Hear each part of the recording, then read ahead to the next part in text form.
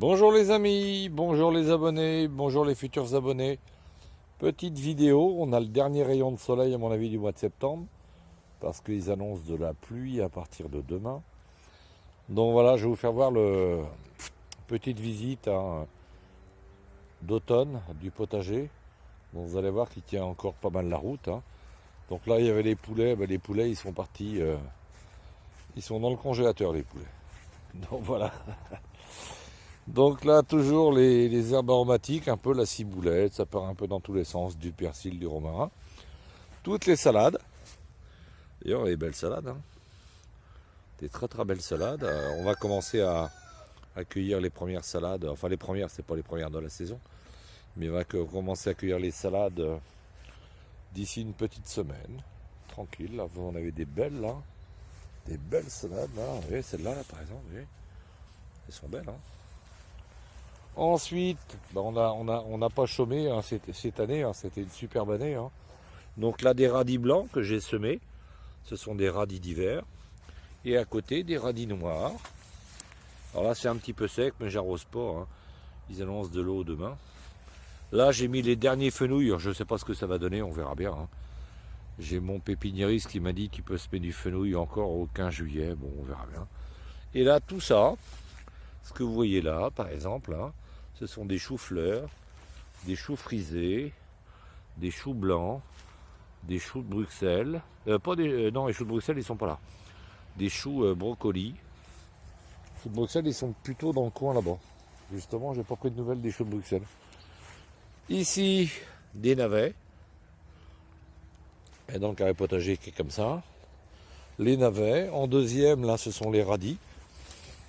Il est encore temps de faire des semis de radis, surtout en ce moment là. Là, des navets. Là, j'avais fait un semis de salade, mais il n'a pas beaucoup de réussite. Et là, des choux frisés, vous voyez. Choux frisés qu'on va consommer là d'ici un mois à peu près, pour la saison d'hiver. Alors ici, des choux frisés, des choux rouges, du céleri rave, et les petites boules de céleri rave qui sont en train de se former. Le poireau que j'ai taillé, vous voyez, tout ça c'est du poireau. Il y a environ 200 pieds de poireau là. Donc sur le côté là, les asperges blanches que je vais tailler d'ici une quinzaine de jours. Et les buttes de terre sur le côté, alors je vais désherber forcément. Et je les buterai au mois de février prochaine pour avoir la première récolte en 2023 d'asperges blanches. Ici ce sont des choux blancs et des choux rouges. Là ce sont des asperges vertes, vous voyez comment ça pousse une asperge. Et ça c'est une asperge, si je l'avais cueillie ça aurait été une asperge. Et vous ne la cueillez pas, donc elle pousse comme ça fait un petit arbuste. Et là ce que vous voyez là, les graines rouges là, ce sont les graines d'asperges. Alors je pourrais les cueillir et les semer en terre pour avoir des griffes d'asperges. Donc tout ça là c'est là. Au milieu il y a des carottes mais tout le monde va bien. Il y a des choux-fleurs sur le côté. Les tomates. On a entendu parler beaucoup de tomates sur les vidéos cet été là. Moi j'ai pas dû arroser les pieds de tomates là depuis un mois pour vous dire. Bon il a plu, j'ai pas arrosé depuis un mois. C'est une année record en tomates. Je sais pas, on a dû récolter, je sais pas. On a 80 pieds de tomates, je sais pas, on a dû récolter, je sais pas, 200, 250, 300 kilos de tomates. C'était phénoménal. On a fait de la sauce tomate, des tomates confites, on a fait de la sauce tomate pour les pizzas, de la sauce tomate pour les pâtes, on a fait de la ratatouille, des légumes couscous, on a fait plein de bocaux, plein de conserves. Et donc voilà. Alors là, c'était les pommes de terre où j'ai mis une bâche de paillage pour que la terre mûrisse. Et au mois de février, on enlèvera la bâche et on mettra du fumier de mouton. Et je mettrai mes petits granulés en même temps sur la terre. Parce que j'ai amené de la potasse et de la potasse dedans. Et le fumier pour l'azote. Donc là, le côté là, vous voyez, là ce sont les poireaux que j'ai taillés, vous voyez. Alors tout ça, c'est des beaux poireaux, ils sont beaux. Ils sont très beaux. On va commencer à, vous voyez, là, du rave, là. Les betteraves au milieu. Il y a 200 ou 250 pieds de poireaux. Les carottes, j'ai fait une vidéo sur les semis de carottes au mois de juin. Vous voyez, quand je vous avais dit au mois de juin semer des carottes, nous on récolte des carottes là déjà depuis un mois. Donc vous voyez, on fait les semis de carottes début juin, juillet, août. Et fin août, on récolte les carottes. J'avais fait des semis d'épinards. Voilà, c'est pas mal. Hein. Les semis d'épinards, c'est comme les semis de carottes, c'est pas facile à obtenir. Et là, on a des beaux épinards géants d'hiver. Là, on a 5 rangs d'épinards. Bon, il y a un peu de mauvaises herbes, mais tant pis. Hein. Là, on a un super tournesol. Alors, les oiseaux viennent manger les graines dedans, vous voyez. Il est arrivé tard, le tournesol. Hein. Et sur le côté là, où il y a le foin, là, c'était des pommes de terre sous foin. Mes choux de Bruxelles. Alors, mes artichauts que j'avais plantés au printemps, la sécheresse avait fait que on les voyait plus. Et puis là, du coup, tout va bien. Les artichauts sont repartis. Un coup d'eau, un coup de chaleur, et puis c'est reparti. Les soucis, j'avais eu un commentaire qui disait: t'as pas beaucoup de fleurs chez toi, Tony? Là, vous voyez, c'est des fleurs, là c'est des fleurs, là c'est des plantes fleuries. C'est pas un jardin de. Il faut pas confondre. Hein. Moi, j'ai un potager, c'est pour produire des légumes, pour nourrir ma famille et mes amis et mes enfants. Je n'essaie pas de faire le plus beau potager du monde. Hein. J'ai un très beau potager, je pense, à mes yeux. Hein. Je sais pas ce que vous en pensez. Mais c'est surtout pour nourrir sa famille. Hein. Allez, on va découvrir le reste. Là, il y a encore des fleurs, un groseillier. Là, j'ai planté, mon fils m'a demandé de planter un pied de menthe. On va le planter là. Là-bas, dans la serre, vous voyez les petits panneaux blancs, c'est de la mâche. Il y a un petit peu de mauvaise herbe. On va aller voir les serres. Alors, dans les serres, on avait des poivrons, des pastèques, des melons. On a mangé un melon ananas, là. Fantastique, fantastique. Bon, là, ça va être la fin, là, vous voyez. Il y a encore une petite pastèque, là. On va la laisser. La petite pastèque qui est là, là. Bon, elle est grande comme ma main, quoi. Des poivrons, il y a encore du poivron un petit peu. Là, vous voyez, il y en a un qui est là, là. Un poivron. Un poivron qui est là. Il y a encore des poivrons dessus, hein, quelques aubergines, mais on arrive vraiment en fin de saison. Les melons, on a tout récolté. Et là, encore des fleurs, des œillets. Puis il y aura des tomates, des tomates, des tomates. On devrait manger de la tomate. Là, elles ont plus de mal à mûrir, forcément. Mais ça mûrit tout doucement, ça mûrit. On a récolté mercredi, là, hier. Et ça continue à mûrir. Hein. Vous voyez, j'enlève pas les gourmands, ça vient comme ça peut. Là, ça doit faire un mois que j'ai pas arrosé non plus. Alors, vous voyez, autant les épinards, quand je les ai semés, il faut les arroser tous les 2 jours. Les carottes, c'est pareil. Autant les tomates, vous les arrosez au départ pour les faire débuter. Hein, quand vous semez vos graines et vos plants de tomates.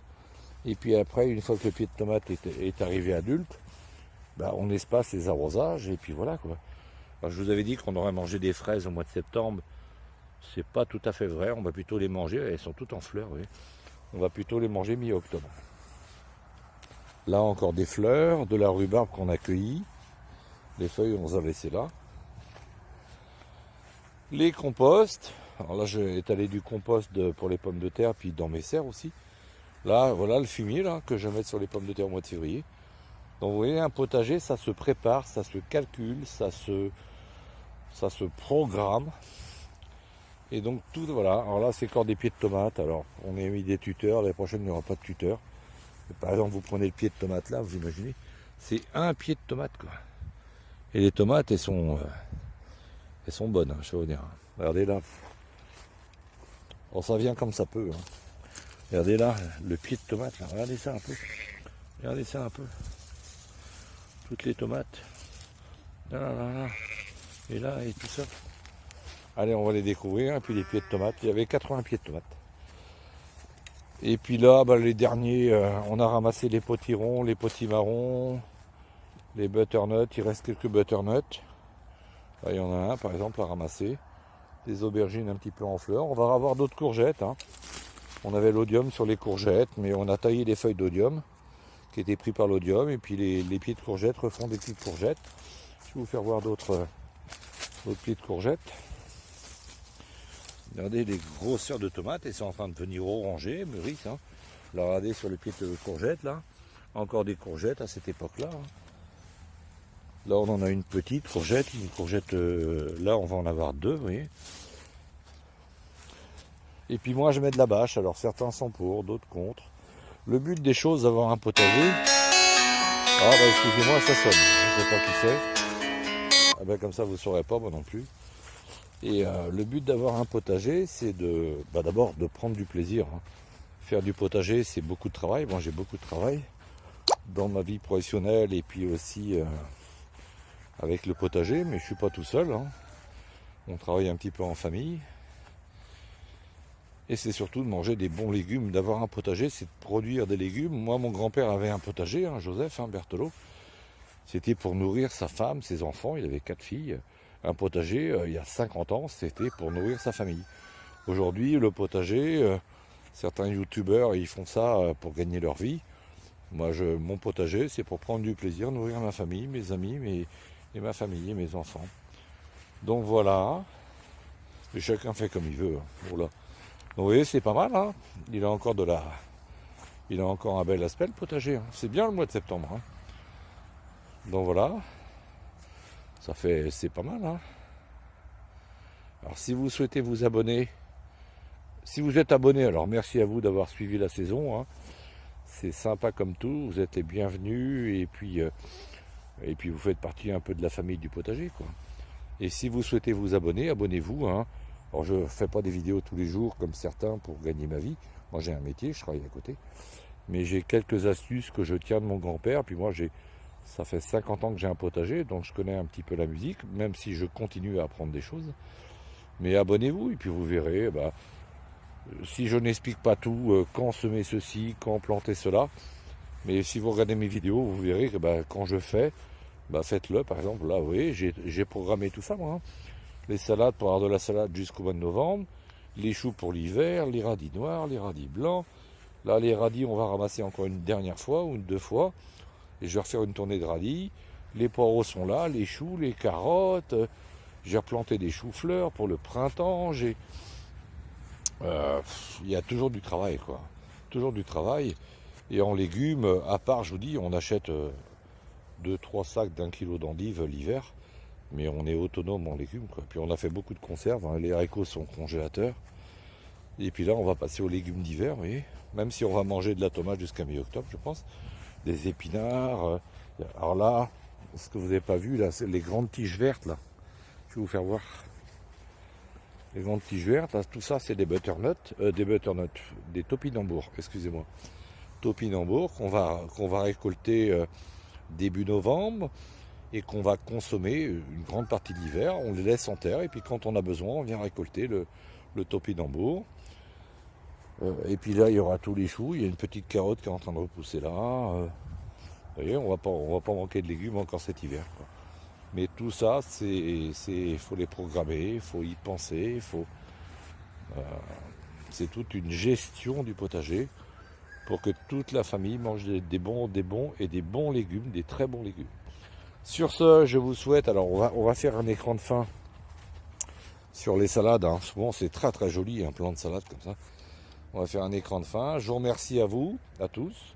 Et puis abonnez-vous si vous le souhaitez, vous êtes les bienvenus. Hein. Et puis je vous dis ciao ciao, portez-vous bien surtout, hein, et profitez de la vie.